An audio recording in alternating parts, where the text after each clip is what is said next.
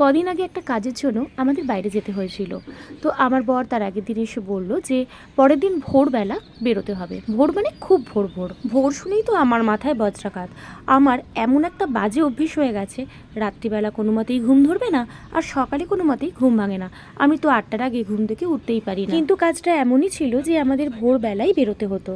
যেতে যখন হবেই তখন আর কি ঠিক করলাম রাত্রিবেলা তাড়াতাড়ি করে ডিনার করে ঘুমিয়ে পড়বো। কিন্তু কি বলতো, ফোনের সঙ্গে সম্পর্কটা এখন এতটাই নিবিড় হয়ে গেছে, ঠিক যেমন ছোটোবেলায় ঠাকুমার সঙ্গে রাত্রিবেলা ঘুমোনো, ঠাকুমাকে একটু জড়িয়ে আদর না করে কোনো মতেই ঘুম আসতো না।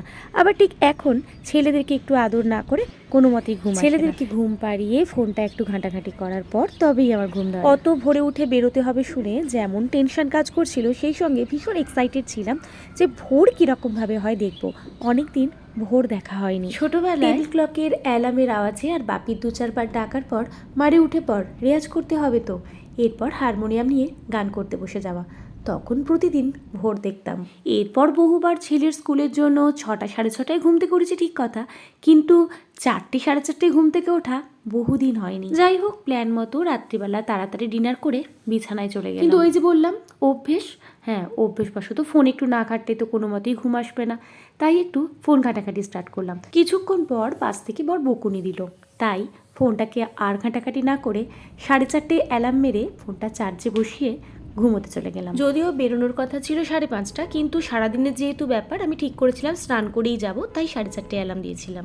এরপর 4:30টার অ্যালার্মের আওয়াজে ধরপর করে ঘুম থেকে উঠে স্নান করে রেডি হয়ে বেরিয়ে পড়লাম। বেরিয়ে দেখি তখনও চারিদিক অন্ধকার, ঘন কুয়াশায় আচ্ছন্ন। আমি তো ভীষণই এক্সাইটেড ছিলাম অন্ধকার পেরিয়ে ভোর হওয়া, সকাল হওয়া দেখতে পাবো বলে। সারা রাস্তা ধরে আমি তো কেবল আকাশের দিকেই তাকিয়েছিলাম, একটু একটু একটু একটু করে পরিবর্তনটা লক্ষ্য করার জন্য। যাই হোক, দেখলাম কিভাবে অন্ধকার কেটে যায়, আর মনে মনে ভাবছিলাম এরকমই আলো আঁধার নিয়ে আমাদেরও জীবন। আমাদের জীবনে অন্ধকার নামলেও একটা সময় ঠিকই তা কেটে যাবে, আর নতুন করে আলোয় ভরে যাবে আমাদের জীবন। তো চলো আজকের মতো এই পর্যন্তই। সবাই ভালো থেকো, ভালো রেখো।